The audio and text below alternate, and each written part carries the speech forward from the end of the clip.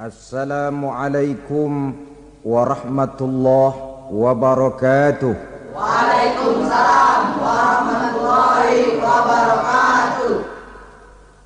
Alhamdulillah wassalatu wassalamu ala sayyidina Rasulillah sayyidina wa maulana Muhammad ibn Abdullah wa ala alihi wa sahbihi wa mawalah. La haula wa la quwwata illa billah, amma ba'du. Bapak-bapak, ibu-ibu, saudara-saudara kaum muslimin rahimakumullah. Pada pertemuan yang lalu sudah saya jelaskan bahwa hidup selalu berakhir dengan kematian. Apabila datang kematian menimpa seseorang, datanglah kiamat baginya. Itu yang disebut dengan kiamat kecil. Hakikatnya mati adalah perpindahan dari kehidupan di dunia ini menuju kehidupan di alam barzakh. Menunggu kita di alam barzakh sampai datangnya saat kiamat. Entah 10 tahun, entah 100 tahun, entah 1000 tahun, hanya Allah saja yang maha tahu. Adapun orang-orang beriman yang melakukan amal kebajikan dalam kehidupan di dunia ini, masa penantian yang lama di alam barzakh buat mereka sebentar saja. Tetapi bagi orang-orang kafir yang ingkar, yang tidak beriman kepada Allah, yang hidup di dunia cuma menumpuk-numpuk dosa, tentu penantian di alam barzakh akan merupakan waktu yang sangat lama. Bukankah dalam kehidupan kita waktu itu memang relatif? Contoh misalnya, bagi pemuda-pemudi yang sedang duduk asyik memadu cinta, waktu 4-5 jam saja rasanya cuma 4-5 menit. Tenggelam oleh keasikan. Tapi buat orang yang berbaring di rumah sakit, meratap di balik-balik apa itu tembok derita kata lagu, di balik dinding-dinding penjara, sehari bagai seminggu, seminggu rasa sebulan, sebulan boleh jadi rasa setahun. Penantian yang sangat lama. Kapan kiamat itu akan datang? Ini rahasia Allah. Jangankan kita yang orang awam, baginda Nabi sendiri tidak diberitahu oleh Allah kapan kiamat itu akan terjadi.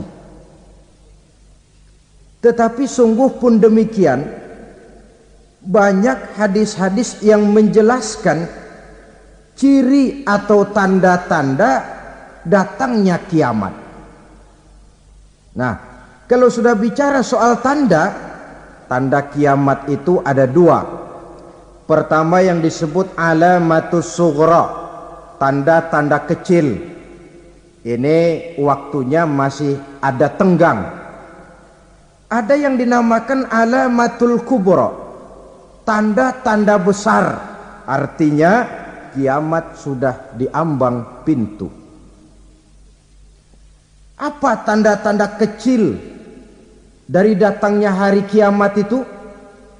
Misalnya kata Nabi, apabila ilmu sudah diangkat oleh Allah, artinya apabila ulama sudah banyak wafat, minat orang belajar agama berkurang, lalu kebodohan nampak merajalela di mana-mana, zina dikerjakan secara terbuka, minuman-minuman keras jadi kebanggaan, itu termasuk di antara tanda-tanda kecil terjadinya hari kiamat. Apalagi misalnya iza waladatil ammatu rabbataha, apabila budak sudah melahirkan tuan. Apa maksudnya? Ada yang mentafsirkan apabila anak sudah bisa membudaki orang tuanya.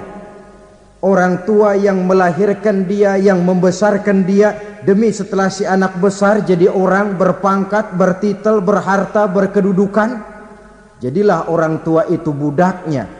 Sehingga sering dibilang kalau orang tua kaya, anak jadi raja. Tapi kalau anak yang kaya, orang tua sering jadi budak. Apalagi munculnya fitnah yang bergelombang, timbul perang antara dua bangsa yang besar, waktu berjalan terasa sangat pendek sekali. Itu merupakan tanda di antara tanda-tanda kiamat. Termasuk di dalamnya sulit membedakan mana laki, mana perempuan. Kan kalau tanda-tanda kayak begini sekarang sudah banyak kita lihat kan? Ulama banyak wafat, penggantinya sulit. Zina dikerjakan berterang-terangan, minuman keras jadi kebanggaan.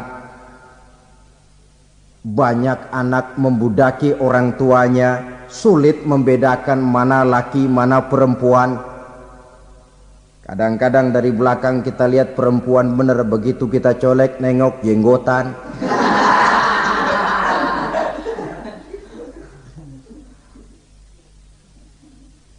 Ini termasuk tanda-tanda kecil, masih ada tenggang sampai akan terjadinya kiamat itu. Nah, yang dimaksud dengan tanda-tanda besar, ini tanda besar artinya kiamat sudah di ambang pintu. Pertama, matahari terbit dari sebelah barat. Apabila matahari sudah terbit dari arah sebelah barat, tertutuplah sudah pintu taubat. Bersabda Nabi kita, la taqumus sa'atu hatta tatlu'a syamsu min maghribiha. Tidak akan datang hari kiamat sampai matahari terbit dari arah sebelah barat.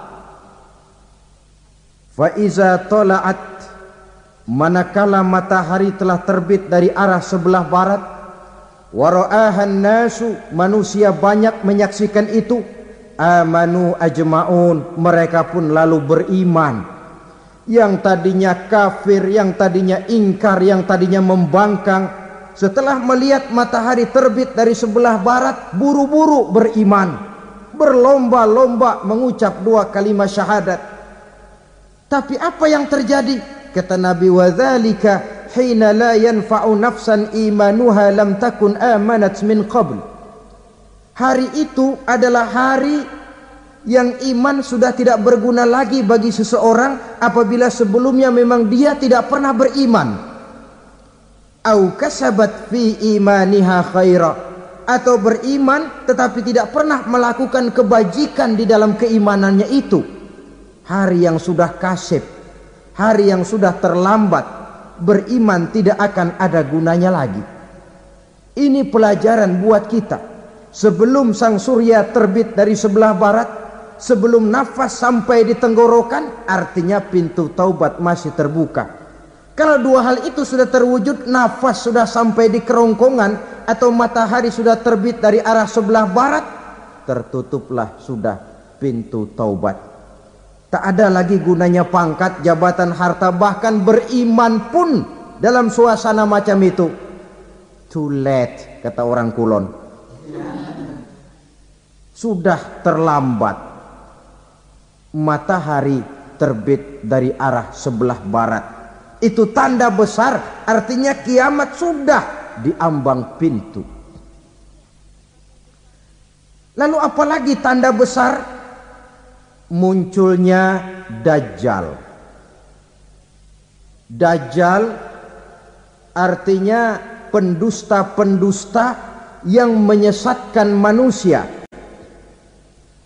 Ada dua macam Dajjal, saudara. Ada Dajjal kecil, ini Dajjal kelas teri. Kalau ini sejak zaman Rasulullah sudah ada itu. Tiap zaman ada.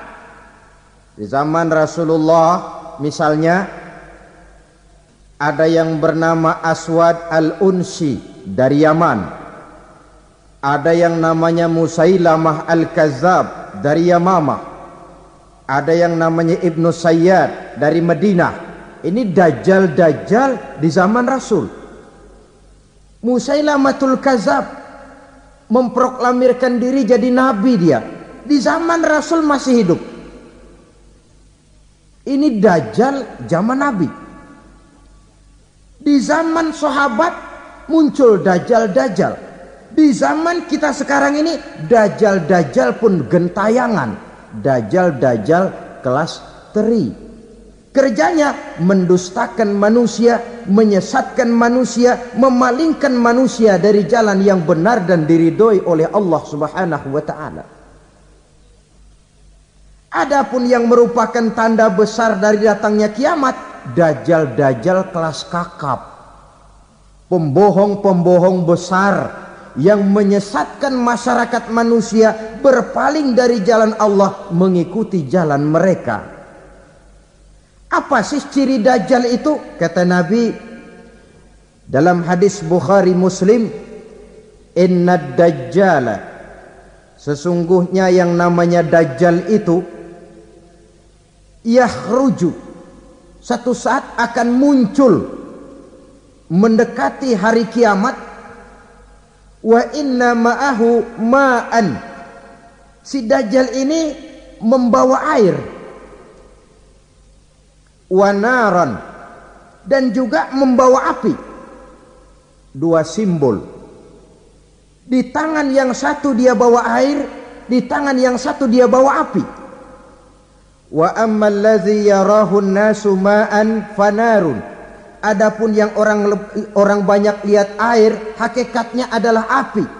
Yang dilihat api, hakikatnya adalah air.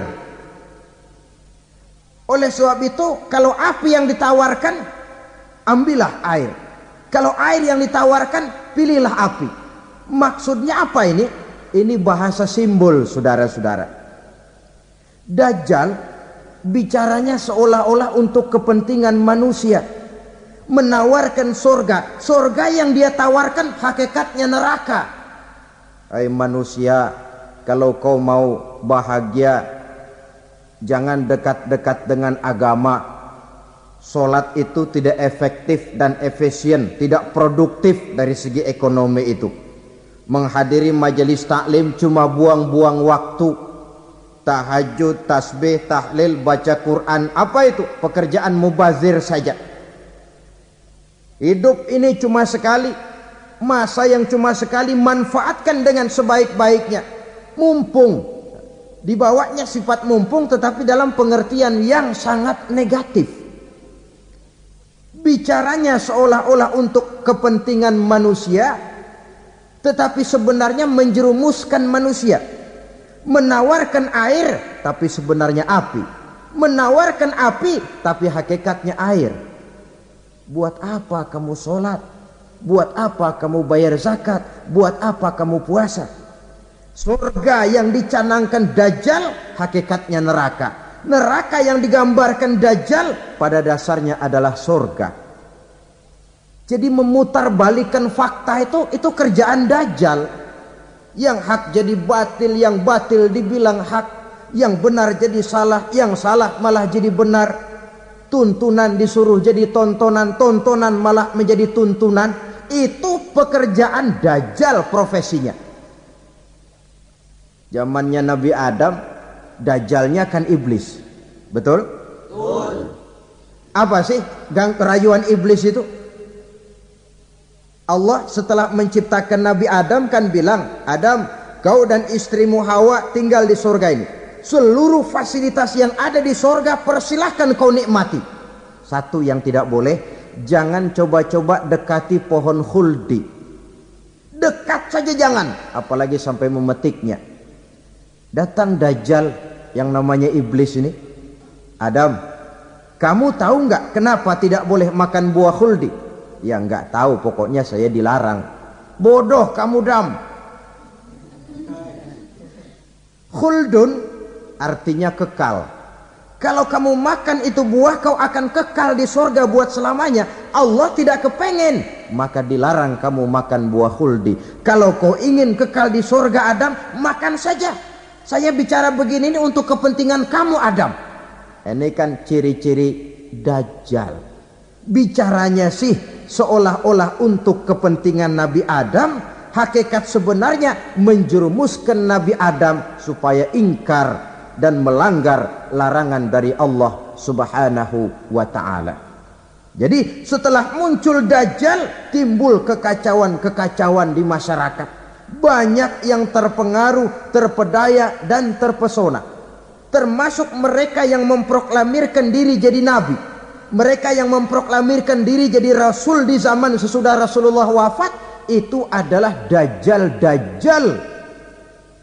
Maka saya ingatkan, kalau di zaman kita sekarang ini ada orang ngaku jadi nabi, ada orang ngaku jadi rasul, biar bahasa Arabnya kental, Quran hafal, hadis ribuan hadis hafal, biar pakai serban sampai menyengser ke tanah, bahasa Arabnya fasih, tapi dia mengaku jadi nabi, jadi rasul, kita umat Islam wajib tidak percaya. Wajib untuk tidak percaya.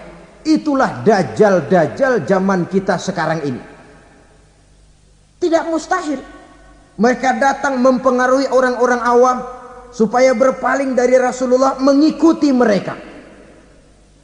Nah, di akhir zaman nanti, mendekati hari kiamat, Dajjal ini muncul. Dajjal kelas kakap, menyesatkan masyarakat manusia untuk berpaling dari Islam, mengikuti seruan mereka. Apalagi di antara datangnya kiamat itu, tanda yang besar itu, turunnya Nabiullah Isa Al-Masih, putra Maryam. Menurut berbagai hadis yang sahih, Nabi Isa Al-Masih nanti akan turun lagi. Tidak membawa risalah yang baru, tapi meluruskan risalah Islam ini yang telah banyak ditinggalkan oleh masyarakat. Bahkan ada hadis menjelaskan beliau akan membunuh Nabi, mematahkan kayu-kayu salib, lalu melaksanakan haji dan umrah mengikuti syariat Nabi Muhammad, bukan membawa agama baru. Menjadi semacam mujaddid, reformer, menyelamatkan manusia dari bisikan Dajjal. Bahkan ada riwayat yang menjelaskan bahwa Nabi Isa berhasil mengalahkan Dajjal, mengembalikan masyarakat manusia kembali kepada ajaran Islam yang datang dari Allah, dibawa oleh Rasulullah Sallallahu Alaihi Wasallam. Dengan kata lain, turunnya Nabi Isa bukan sebagai Nabi dan Rasul baru, tetapi mengikuti syariat Nabi kita Muhammad Sallallahu Alaihi Wasallam. Saudara hadirin, ibu-ibu hadirat yang saya hormati, kemudian apalagi di antara tanda-tanda besar akan datangnya kiamat itu? Keluarnya asap atau awan.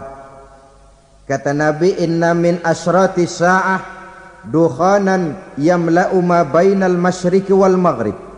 Di antara tanda-tanda kiamat, munculnya awan atau asap yang memenuhi antara langit dan bumi. Ini pun diperkuat dalam surah Ad-Dukhan ayat 10. Fartaqib yauma ta'tis sama' bidukhanim mubin fayughshan nas hadza azabun alim. Bagi orang-orang yang beriman, mereka biasa-biasa saja. Tapi bagi orang kufur, datangnya asap dan awan ini merupakan azab yang kelewat pedih. Barangkali sedikit mendekati gambaran tentang azab yang pedih ini, saya ingatkan alam pikiran kita kepada peristiwa yang belum lama terjadi. Pernah dengar berita bocornya reaktor nuklir di Chernobyl, Uni Soviet? Pernah dengar? Nah. Bocornya reaktor nuklir di Chernobyl yang mengakibatkan ratusan bahkan sangat mungkin ribuan nyawa. Cuma satu reaktor. Bagaimana kalau seluruh cadangan nuklir yang dimiliki oleh para negara adikuasa ini diledakkan? Bahkan yang konon menurut catatan, cadangan nuklir yang dimiliki bersama oleh Amerika dan Rusia sekarang ini sudah sanggup memusnahkan 6 miliar manusia. 1,5 kali lebih banyak dari jumlah manusia yang nongkrong di permukaan bumi ini. Saudara-saudara hadirin yang saya hormati, lalu saat mendekati hari kiamat, apalagi tandanya? Setelah Nabi Isa wafat, pada saat turunnya yang kedua kali, lalu Allah meniupkan angin sejuk. Semua orang-orang beriman, orang-orang baik wafat, sehingga penghuni bumi ini cuma tinggal lagi terdiri dari orang-orang kafir. Tidak ada lagi di bumi ini yang bisa mengucapkan Allah. Sehingga dalam hadis qudsi itu ada keterangan, innallaha azza wa jalla yaqulu li Israfil. Allah pernah pesan kepada malaikat Israfil. Kata Allah, Israfil, iza sami'ta qailan yaqul Allah Allah fa akhirin nafakh 40 sanatan ikraman liqailiha. Hai Israfil, apabila kau dengar di permukaan bumi masih banyak orang yang mengucapkan Allah Allah, maka tunda sangkakala kiamat itu 40 tahun.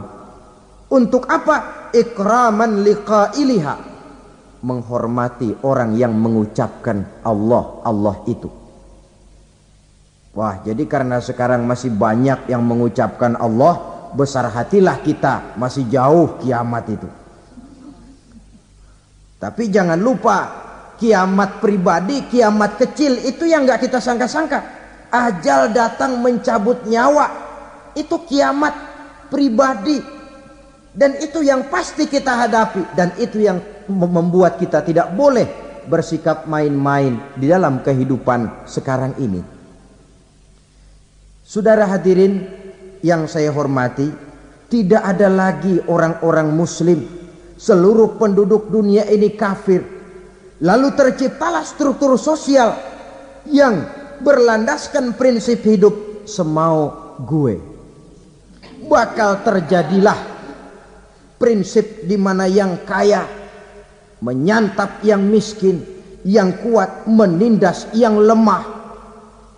Hidup sudah bagaikan di rimba belantara, berlaku hukum rimba. Siapa yang kuat dia yang menang, siapa yang lemah menjadi mangsa. Timbul kekacauan, maksiat merajalela, munkarat menjadi-jadi, sehingga isi bumi ini penuh dengan segala macam perbuatan dosa. Tidak ada perlunya lagi alam diperpanjang temponya. Datang saat yang sudah dijanjikan oleh Allah Azza wa Jalla, maka terjadilah yang disebut kiamat kubra, kiamat besar, kiamat hancur-hancuran.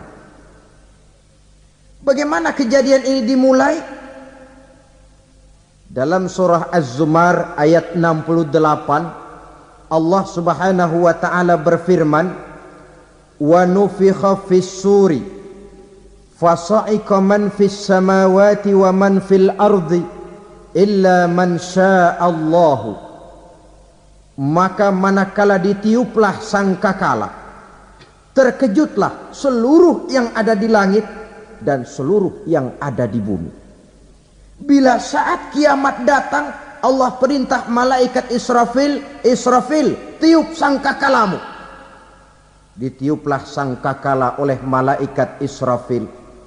Yang akibat daripada tiupan itu, seluruh yang ada di langit, seluruh yang ada di permukaan bumi terkejut. Yang ada di langit siapa? Malaikat kan. Bayangin aja kalau malaikat kaget, apalagi kita. Terkejut seluruh makhluk yang ada di bumi, yang ada di langit mendengar suara sangkakala itu. Bunyinya tidak sanggup kita bayangkan dahsyatnya. ledakan nuklir, ledakan neutron, belum apa-apa ketimbang bunyi sangkakala malaikat Israfil ini. Nah, lalu mendengar bunyi sangkakala ini, gemparlah makhluk, kacaulah alam. Bumi gempa, planet-planet bertabrakan, gunung meletus, air laut tumpah ke darat, angin topan bertiup, halilintar menyambar. Lalu semua yang bernama hidup mati total. Mati bareng tanpa persiapan. La haula wala quwata illa billah. Saya kadang-kadang dalam tafakur bermohon, ya Allah, mudah-mudahan saya enggak nemuin kiamat beneran. Ngeri. Tidak bisa kita bayangkan macam apa suasana seperti itu. Allah saja banyak memberikan gambaran, misalnya Al-Qari'ah, wa mal qari'ah, wa ma adraka mal qari'ah. Kejadian yang menggemparkan. Tahukah kamu apa kejadian yang menggemparkan itu? Yauma yakunun nasu kal farasil mabsus wa takunul jibalu kal ihnil manfus. Pada saat itu manusia berterbangan bagai kupu-kupu. Gunung berterbangan seperti kapas ditiup angin. Gunung saja macam kapas, konon lagi manusia. Kematian total, mulai semut sampai gajah mati, jin mati, iblis mati, malaikat mati. Malaikat saja mati. Saudara hadirin yang saya hormati, kematian total yang tanpa persiapan. Orang bilang, Pak, kalau mati bareng begitu yang repot malaikat maut dong ya. Cabut sana, cabut sini. Itu kalau menurut logika kita, mestinya begitu menurut logika. Tapi logika juga yang bilang nggak perlu serepot itu. Sebab untuk mematikan listrik di wilayah DKI, di wilayah Jakarta, nggak perlu tiap rumah didatengin matiin ya lama. Cukup dari kantor pusatnya saja PLN tekan satu tombol, gelaplah seluruh Jakarta. Saudara hadirin yang saya hormati, kematian total. Lalu setelah kematian total, planet-planet juga mati, dalam arti tidak bergerak dan beredar. Angin mati, dalam arti tidak bertiup. Air mati, dalam arti tidak ada riak gelombang. Pokoknya semua mati. Kullu nafsin za'iqatul maut, semua yang bernafas mati. Dalam ayat lain, kullu man 'alaiha fan, semua yang ada di permukaan bumi fana. Yang kekal cuma Allah Subhanahu wa ta'ala. Yang paling belakang mati malaikat maut dan malaikat Israfil. Tapi mati juga sesuai dengan janji Allah. Menurut hadis Bukhari Muslim dari Abi Hurairah, masa tenggang waktu antara kematian total pada tiupan sangkakala pertama dengan proses kebangkitan pada tiupan sangkakala kedua 40 lamanya. Tidak dijelaskan oleh Abi Hurairah 40 jam, apa 40 hari, apa 40 tahun. Hadis-hadis cuma menyebutkan 40 saja. Sunyi alam, yang tinggal cuma Allah saja lagi. Ketika itu Allah berseru-seru, katanya, limanil mulkul yauma. Siapa para penguasa hari ini? Mana itu raja-raja dan penguasa yang dulu mengaku jadi Tuhan? Fir'aun. Mana Fir'aun sekarang? Yang dulu jadi raja, merasa berhasil, sombong, lalu tidak mau turun-turun dari kekuasaannya. sampai kepada puncak kekurang ajarannya mengangkat diri jadi Tuhan. Mana itu Fir'aun? Namrus, mana sekarang Namrus? La ilaha illa ana. Ternyata tidak ada Tuhan lain selain daripada aku, kata Allah. Proses kemudian, saudara-saudara, turunlah hujan dari langit. 40 lamanya hujan itu. Tidak jelas juga 40 jam apa 40 hari. Setelah air turun membasahi, datanglah tiupan sangkakala yang kedua. Semua yang bernama mati bangkit dari kuburnya masing-masing. Ini yang disebut Yaumul Ba'thi, hari kebangkitan. Allahu Akbar. Pada saat kita bangkit dari kubur kita masing-masing, kumpul di padang mahsyar namanya. Bayangin aja, saya sendiri nggak sanggup bayangin. Manusia sejak zaman Adam sampai zaman kiamat kumpul bareng di tempat sama. Berapa banyaknya itu?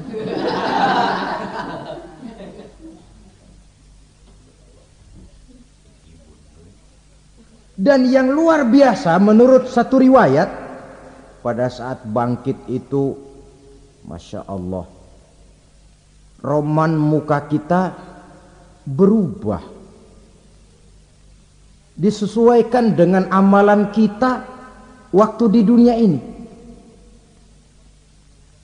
Barang siapa yang waktu di dunia amalannya itu amalan tikus,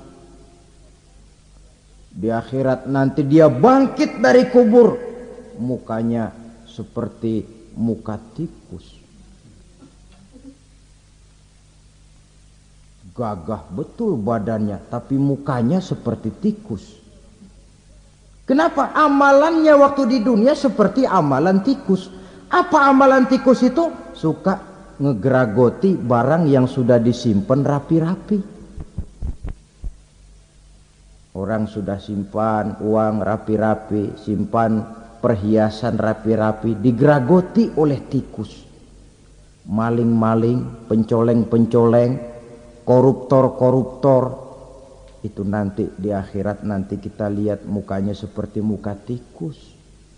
Oh, ini waktu di dunia suka nyolong, mukanya seperti muka tikus. Barang siapa yang waktu di dunia ini amalannya itu amalan macan, dia akan bangkit nanti mukanya seperti muka macan. Apa amalan macan? Macan itu amalannya menang-menangan. Orang yang mau menang saja nggak mau mengalah. Coba lihat di hutan. Kenal hutan nggak? Di hutan, raja hutan di mana-mana pasti macan. Betul kan? Betul. Padahal hutan belum pernah bikin pemilihan umum. Tapi macan tidak peduli ada pemilihan umum apa tidak, pokok saya raja. Sebab apa? Macan jadi raja itu bukan karena benar, tapi karena kuat jadi raja. Setelah dia jadi raja, rakyat hutan yang mesti dilindungi malah dimakan oleh raja macan. Kambing rakyat hutan dimakan oleh macan. Ayam rakyat hutan dimakan oleh macan. Itu nanti kita lihat di akhirat itu mukanya seperti muka macan, gagah betul. Lalu barang siapa yang di dunia ini amalannya itu seperti amalan anjing, nanti dia punya muka seperti muka anjing. Apa amalan anjing? Pertama, anjing itu kalau disuruh jaga rumah, dia tidak bisa membedakan mana maling, mana tamu. Biar yang datang maling, kalau bawa tulang, anjing kalem. Yang kedua, anjing itu akan setia kepada siapa saja yang memberinya roti. Siapa yang memberinya roti, itulah majikannya. Apa kata majikannya pasti dia laksanakan. Soal benar atau salah dia tidak peduli. Setelah anjing dapat roti, dia tidak punya pilihan lain kecuali bilang, abdi mah kumaha juragan wae ayeuna mah.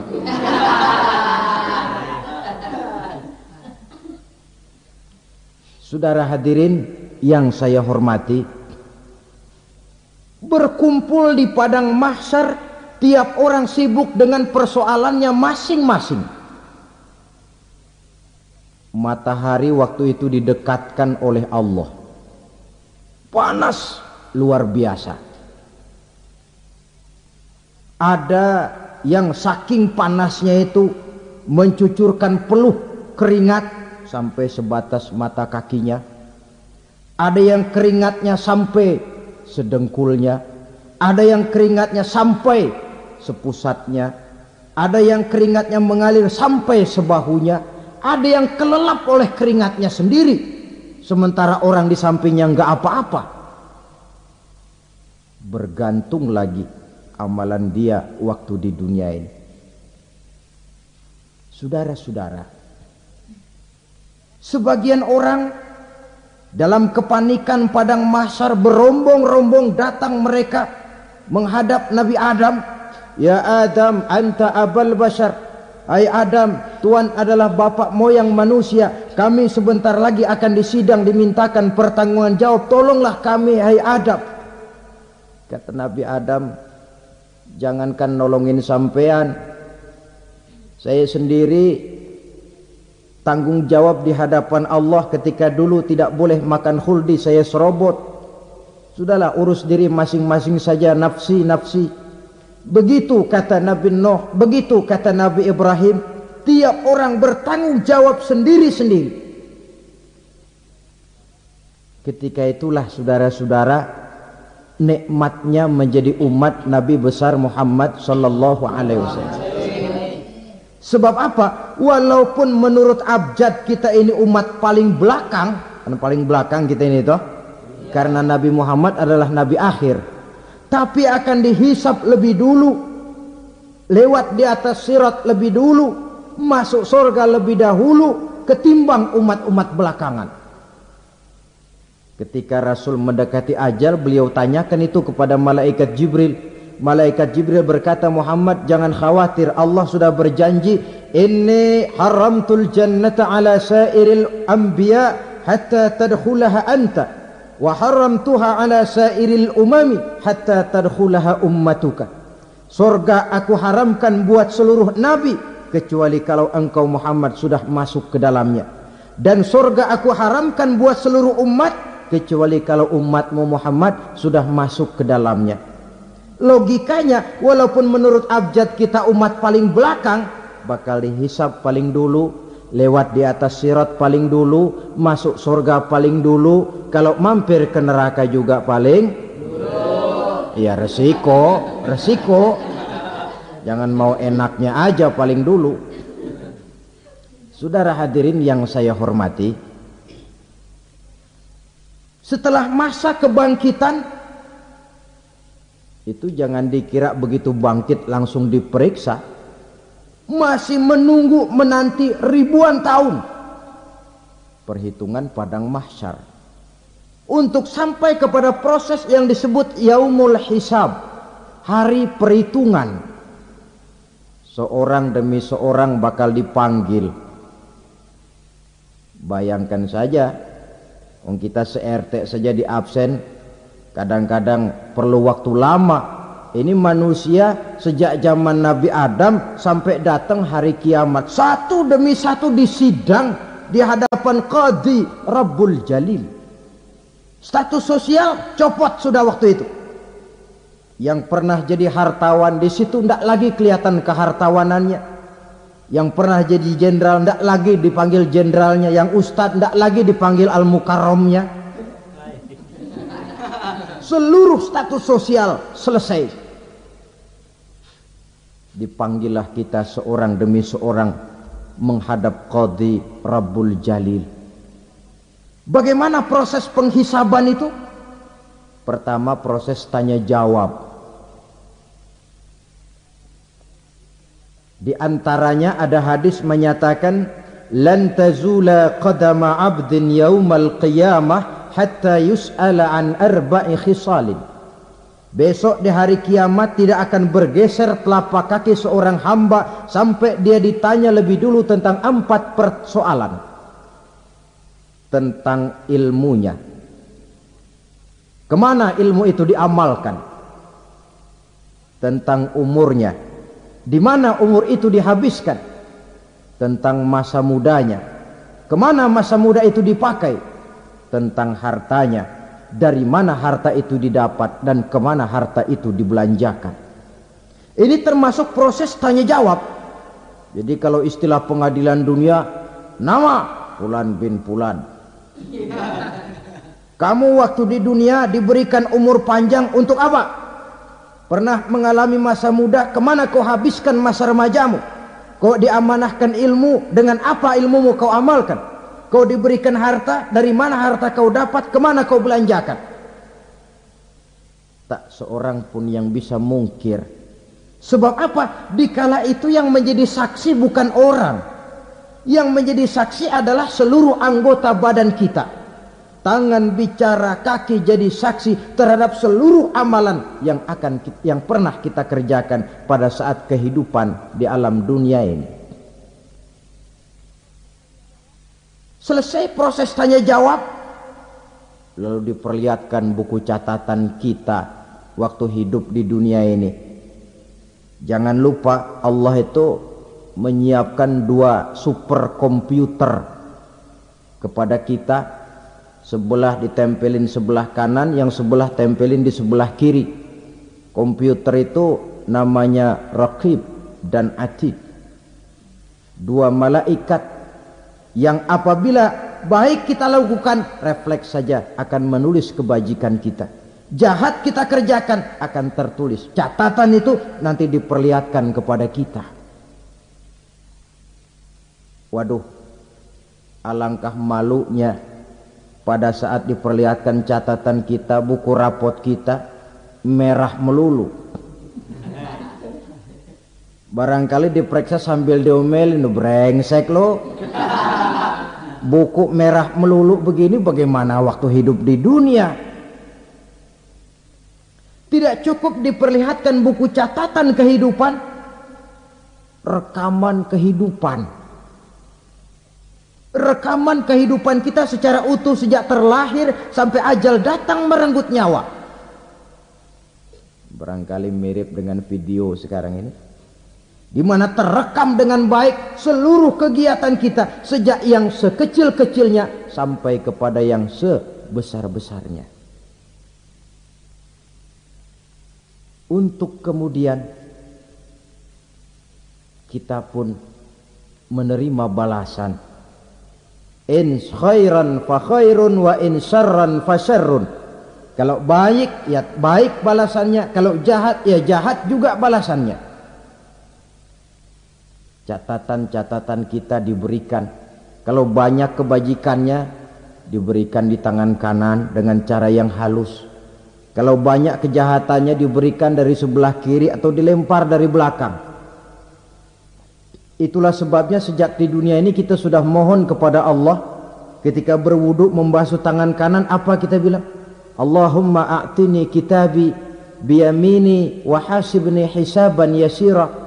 Ya Allah, berikan saya kitab di tangan kanan, dan kalau saya memang perlu dihisap, hisaplah saya yang seringan-ringannya. Tangan kiri berlindung kita kepada Allah. Jangan sampai diberikan kitab di tangan kiri atau dari arah sebelah belakang. Wa a'udzubika an tu'tiya kitabi bishimali aw min wara'i zuhri, dari arah sebelah belakang. Na'udzubillah min dzalik. Setelah selesai lewat proses penghisaban, lewat mizan, timbangan, maka yang sudah selesai dihisab itu bergeraklah menuju sirat, jembatan yang terbentang menuju surga melalui neraka. Saudara-saudara, panjangnya perjalanan sirat itu memakan waktu ratusan tahun. Tetapi orang yang lewat di atas sirat pun macam-macam bergantung amalannya ketika di dunia ini. Ada yang lewat di atas sirat itu kal barqil khatib, seperti kilat yang menyambar, lep, sudah sampai dia di surga. Cepat bukan main. Ada yang lewat di atas sirat itu seperti orang lari-lari. Ada yang lewat di atas sirat itu seperti orang jalan biasa. Ada yang sambil merangkak, ada yang sambil ngesor, ada yang sambil gelayutan. Ada yang selamat sampai ke ujung ke surga, ada yang tergelincir jatuh masuk ke dalam neraka, bergantung amalannya dalam kehidupan di dunia sekarang ini. Tiap kita akan melewati yang namanya sirat ini. Saudara-saudara kaum muslimin yang saya hormati, dengan demikian mereka yang selamat melalui sirat sampai ke terminal akhir surga, mereka yang ketika dihisab ternyata banyak kejahatannya daripada kebaikannya, mereka singgah di dalam neraka. Nah, adapun orang-orang yang beriman menurut ayat Quran dan hadis Nabi itu nanti ada bermacam-macam. Ada orang beriman itu yang dimasukkan surga. Ada orang beriman itu yang dimasukkan ke dalam surga. Ada orang beriman itu yang disebut penduduk surga. Kenapa lain-lain, Pak? Karena waktu di dunia amalannya juga lain-lain. Ada orang beriman yang masuk surga. Ini paling murah tiketnya. Mau masuk surga? Kata Nabi begini, ma min abdin qala la ilaha illallah thumma mata ala dhalik illa dakhala al jannah. Kalau seorang hamba sudah mengucap dua kalimat syahadat, dia yakin dengan kebenaran kalimat itu sampai matinya, orang itu akan masuk surga. Abi Dzar yang waktu itu diajak bicara heran, ya Rasul kok gampang betul? Iya. Walaupun orang itu mencuri, iya. Walaupun orang itu berzina, iya. Biar dia mencuri, biar dia berzina, kalau dia sudah mengucap dua kalimat syahadat, dia yakin dengan kebenaran kalimat itu sampai matinya, itu orang akan masuk surga. Jadi masuk surga cukup dua kalimat syahadat, yakin sampai mati, masuk surga. Itu perkara masuk. Tapi kalau pertanyaannya diterusin, masuknya kapan, Pak? Nah, ini lain lagi urusannya. Sebab ada yang masuknya itu langsung, ada yang mampir dulu. Di sana tempat cuma dua, kalau tidak surga, neraka. Mau ke surga tapi mampir dulu, yang mampirnya jelas di neraka. Kenapa? Dalam hadis qudsi ada riwayat, nanti itu di akhirat, setelah Allah selesai mengatur penduduk surga masuk surga, yang neraka masuk neraka, Allah berkata kepada malaikat Malik, malaikat Malik, labaik ya Allah, itu bajingan-bajingan tengik, manusia-manusia durjana yang waktu di dunia tidak mau sujud, jauh dari ulama, gemar melakukan yang munkarat dan maksiat, hidup di tengah masyarakat selalu jadi bibit keonaran, kufur, sudah masuk neraka semua. Sudah ya Allah. Nah, kalau sudah, coba sekarang kamu masuk, Malik.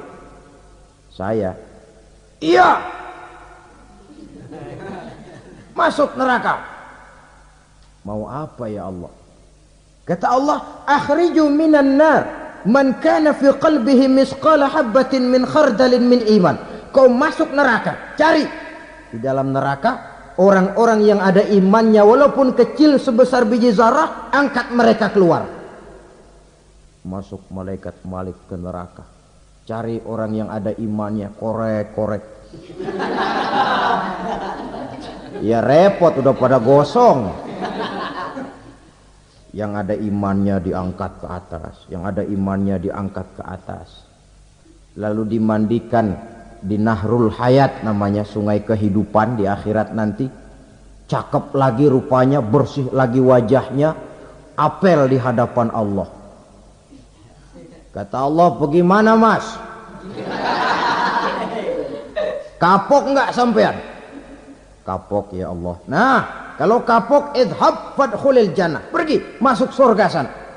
Berangkat mereka ke surga, ketemu sama teman-temannya yang udah sampai lebih dulu, yang nggak pakai mampir lagi. Terjadi dialog. Kata teman-temannya yang udah pada nyampe duluan, mas, iya, emang baru sampai? Saya baru sampai. Memang mampir di mana dulu mas? Kita sudah lama sampai di surga. Saudara buka surah Al-Muddatsir ayat 34-35. Ma salakakum fis saqar? Kenapa kamu mampir di neraka Saqar? Qalu lam naku minal musallin. Mereka menjawab, kami mampir di neraka Saqar mas, gara-gara dulunya kami waktu di dunia ndak pernah sholat. Ndak pernah sholat? Ndak pernah. Kan rumahnya dekat masjid, cuma dekat doang mas. Sholat mah enggak saya. Enggak pernah ngasih makan fakir miskin, enggak pernah hadir di majelis taklim, pendeknya enggak pernah melakukan kebajikan. Maka saya pun mampir di neraka Saqar. Untung betul saya punya iman mas, sedikit. Waktu hidup di dunia dulu saya pernah mengucap 2 kalimat syahadat, sekali-kalinya waktu mau kawin. Masya Allah. Untung saja kawin, kalau nggak kawin polos.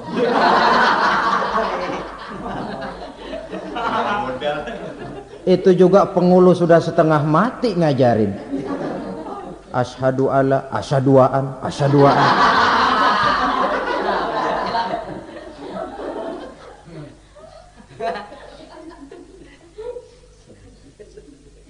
Ini namanya masuk surga, ada mampir dulu. Ada pula orang mukmin itu yang dimasukkan surga. Namanya dimasukkan kan terima beres. Saya masuk ke rumah, jalan sendiri, cari tempat sendiri. Saya dimasukkan ke dalam rumah, terima beres, pokok ada di dalam, itu dimasukkan namanya. Nggak pakai mampir. Tapi tentu tiketnya lebih mahal ketimbang yang pertama tadi. Apa kata Allah? Innal ladzina amanu wa amilus salihat la ukaffiranna anhum sayyi'atihim wa la udkhilannahum jannah. Sesungguhnya orang-orang yang beriman kemudian beramal soleh, kami hapuskan segala dosa dan kesalahannya, kami masukkan mereka ke dalam surga. Lihat ayatnya, Allah yang memasukkan, kita yang dimasukkan. Tidak pakai transit, tidak usah mampir. Cuma tidak cukup syahadat, tidak cukup amanu, tapi diiringi dengan wa amilus salih. Iman, amal. Tidak cukup syahadat, lalu dibuktikan dia sholat, dia zakat, puasa, lalu dia melakukan berbagai macam kebajikan. Ini yang menyebabkan dia tidak pakai mampir di tempat yang bernama Saqar. Lalu ada pula orang mukmin itu yang disebut penduduk surga. Wah, ini sudah VIP ini. Ashabul jannah, penduduk surga. Siapa mereka? Kata Allah, innal ladzina amanu summa istaqamu fala khaufun 'alaihim wala hum yahzanun ulaika ashabul jannah hum fiha khalidun. Sesungguhnya orang-orang yang beriman lalu istiqamah, tetap dalam melaksanakan perintah Allah, tidak goyah, tidak labil tapi stabil, istiqamah, mereka tidak takut dan tidak bersedih hati. Merekalah penduduk surga. Iman, istiqamah. Tidak punya duit, sembahyang. Banyak duit, sembahyang. Miskin, sembahyang. Kaya, tetap sembahyang. Istiqomah. Kadang orang kalau susah rajin ke masjid, banyak duitnya ngelihat masjid melengos. Itu yang dibilang waktu miskin hamba Allah, setelah kaya jadi hamba harta. Bergeser, tidak ada nilai istiqomahnya. Saudara-saudara, dengan begitu penduduk neraka itu dua. Ada penduduk permanen, ada penduduk yang semi permanen. Yang semi permanen orang-orang beriman yang mempunyai dosa besar. Mereka masuk ke neraka untuk menerima azab sesuai dengan dosanya. Bila selesai masa azab itu, mereka akan diangkat untuk ditempatkan kembali ke dalam surganya Allah Subhanahu wa ta'ala. Nah, dikala itulah saudara-saudara, ada yang disebut syafaat dari Rasulullah Sallallahu Alaihi Wasallam. Tapi tentu jangan lupa, syafaat ini ibarat kain menambal dia. Kita punya kain bolong-bolong sedikit, syafaat yang menambal. Solat kita ada kurang dikit, sedekah kita ada campur riak dikit, amalan kita ada tidak karena Allah dikit, kita berharap syafaat. Jadi biarlah kain masih bolong-bolong, yang penting punya kain. Tapi kalau kainnya tidak ada, yang ditambal apanya? Sholat tidak, puasa tidak, zakat tidak, berharap syafaat saja, ya, terlalu berlebihan itu. Saudara hadirin yang saya hormati, apabila selesai proses penghisaban, proses penghitungan, maka dikala itulah manusia terbagi dalam dua kelompok besar. Fariqun fil jannah wa fariqun fis sa'ir. Sekelompok orang-orang beruntung yang masuk ke dalam surga, dan sekelompok lagi masuk ke dalam neraka. Akan memakan waktu untuk menceritakan sifat surga dan neraka, tapi insya Allah pada kesempatan pertemuan lain saya sampaikan. Namun sebagai gambaran umum cukuplah saya sampaikan sebuah hadis qudsi. Allah jelaskan, a'dadtu li'ibadiyas salihin ma la aynun ra'at wa la uzunun sami'at wa la khatara fi qalbil bashar. Aku sediakan buat hamba-hambaku yang soleh, yang tidak pernah terlihat oleh mata, tidak pernah terdengar oleh telinga, dan belum pernah terdetik dalam hati manusia. Jadi kenikmatan surga belum pernah dilihat mata, belum pernah didengar telinga, belum pernah terdetik dalam hati. Pedihnya azab neraka belum pernah terlihat mata, belum pernah terdengar telinga, belum pernah terdetik dalam hati. Saudara hadirin yang saya hormati, oleh karena itu sebagai uraian akhir daripada kiamat ini, marilah sama-sama kita memanfaatkan hidup dengan sebaik-baiknya, supaya jangan timbul penyesalan di hari kemudian nanti. Mudah-mudahan kita seluruhnya diselamatkan Allah dari azab neraka dan mendapat surga dan ridhonya.